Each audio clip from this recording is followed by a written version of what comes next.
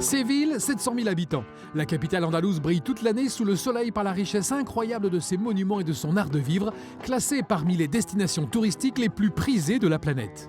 Au programme, visite du sublime Séville, historique, rencontre avec le vrai flamenco, bien sûr un incontournable, le bar à tapas, et nous allons également nous promener sur le fleuve Guadalquivir, sans oublier visiter Séville autrement grâce au conseil d'une Française installée ici. J'ai envie de dire, hola compañeros, vamos a visitar. Et pour arpenter la ville, le touriste dispose d'un tramway, de gyropodes, d'une ligne de métro, de vélos en libre service et d'une centaine de taxis-calèches.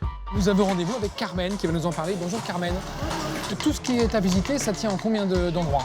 Nous avons la cathédrale de Santa Maria du XVe siècle, l'Alcazar, le palais royal et l'ancien quartier juif. Et dans les jardins de Marie-Louise se trouve la place Espagne, le pavillon espagnol de 1929. Commençons par le palais de l'Alcazar, une forteresse datant de la période d'occupation musulmane au IXe siècle. Dans l'Alcazar, il y a 3 palais à visiter qui datent du XIIIe, du XIVe et du début du XVIe siècle. Les plafonds dorés à la feuille d'or, les tableaux, les arcades, les céramiques et la richesse des ornements témoignent des grandes époques musulmanes et chrétiennes du palais. Tout est un régal pour les yeux, jusque dans les jardins. Carmen, ce qui est remarquable, c'est qu'on est dans les jardins d'Alcazar, 7 hectares en plein centre-ville en fait. Oui, c'est vraiment exceptionnel. On est ici dans le côté maniériste, un jardin qui date du XVIIe siècle. Et un peu plus loin se trouve le jardin Renaissance. Autre grande fierté de Séville, sa cathédrale, la plus grande d'Espagne. Elle dresse ses flèches gothiques à la place de l'ancienne grande mosquée, dont le sommet est connu de tous les Sévillans sous le nom de La Giralda. Plus loin, surplombé par la Torre del Oro, une ancienne tour de guet, c'est le fleuve Guadalquivir qui coule. Toutes les heures, une navette fluviale y fait un tour. On découvre alors l'appétit des Sévillans pour le kayak et sur les berges pour le vélo, grâce aux 140 km de pistes cyclables très plates qu'offre Séville. Au centre de Séville, c'est un enchevêtrement de ruelles qui nous conduisent à notre prochain rendez-vous. Séville, c'est vraiment la capitale du flamenco avec une quinzaine d'académies pour apprendre à danser le flamenco et aussi un musée de la danse flamenco qui est tenu par Kurt. Bonjour Kurt. Bonjour Christophe, comment ça va? Très bien. Alors ici dans ce musée, Kurt, est-ce qu'on peut dire qu'il y a l'essence du flamenco et comment?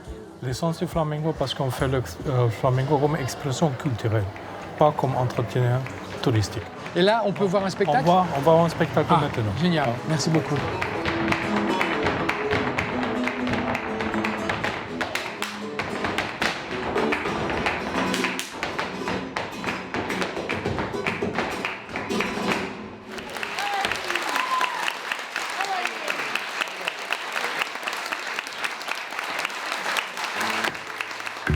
Non loin du musée de la danse, je passe réserver ma chambre dans une ancienne maison sévillane transformée en hôtel.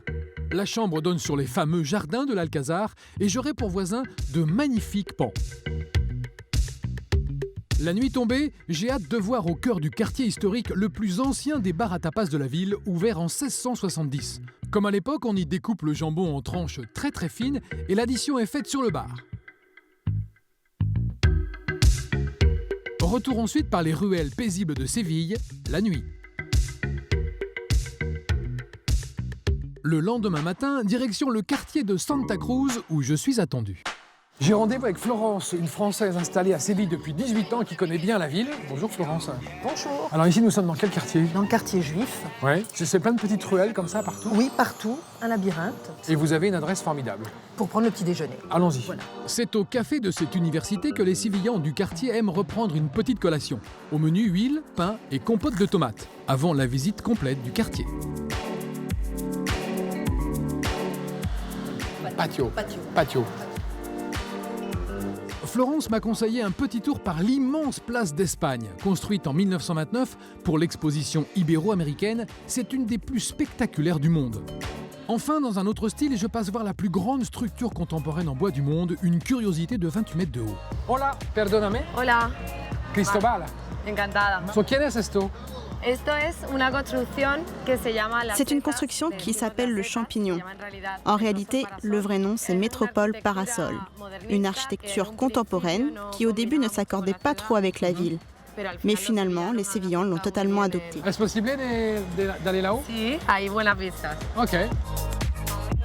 Wow, magnífico. Tenemos una vista excepcional. Sí, Hein? el puente del Paquito. Ah, les puentes de Pequito. Like the Golden Bridge in San Francisco. Sí. Et cette tour, La Torre Pelli. Torre Peggy. C'est donc sur ce sublime panorama que je quitterai Séville, à regret.